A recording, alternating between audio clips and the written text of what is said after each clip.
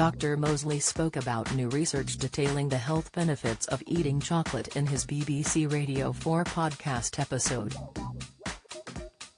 The doctor explained what type of chocolate is the best, how much to have and the science behind it.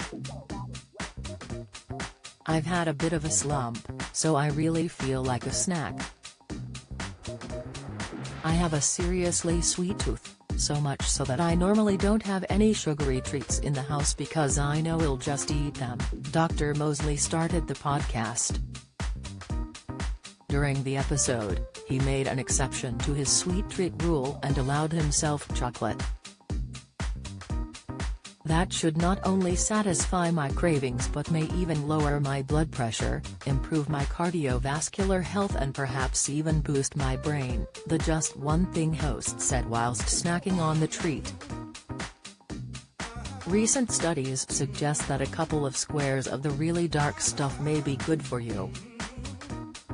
Pfizer booster shot, the unexpected side effect after third dose. Pfizer finding the podcast host opted for an 85% cocoa content because, as he explained, the higher the content, the more flavonoids.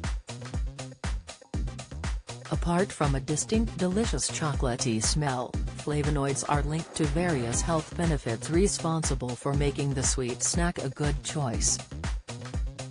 The key element in chocolate seems to be these flavonoid compounds called flavonols that are present particularly in cocoa, explained one of the podcast's guests, Professor Eden Cassidy of Queen's University Belfast. She added, flavonols, have consistently shown benefits in terms of blood pressure reduction, improvements in blood flow, improvements in insulin and in cholesterol levels.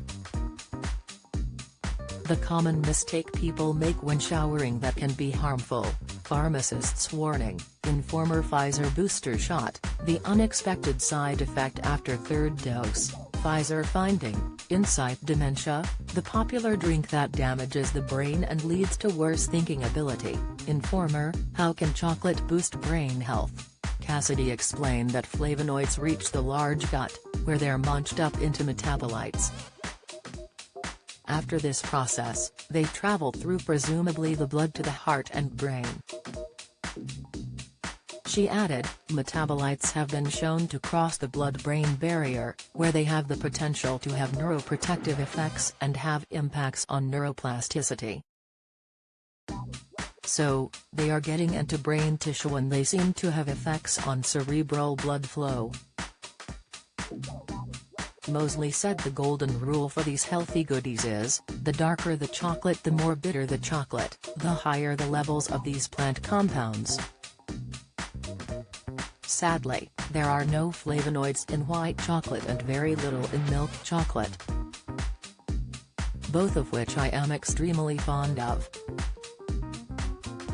The podcast speaks about plenty of evidence linked to chocolate, including a recent study done in Portugal. They asked 30 healthy volunteers to eat 20 grams a day for a month, and found that doing so reduced blood pressure by a small but significant amount, said Mosley. What percentage of cocoa content should you eat and how much? Professor Cassidy said any dark chocolate around 40 to 50% should do the trick while still being tasty. But the general rule, backed by research, is the bitter, the better. She added, the good thing about dark chocolate, because it is a bit bitter, you don't want to sit and eat a kilogram, but a few squares is often enough to kind of satisfy the need for chocolate. And that's exactly how much you should have. Just 2 squares replacing your usual everyday treats should be enough, the podcast recommends.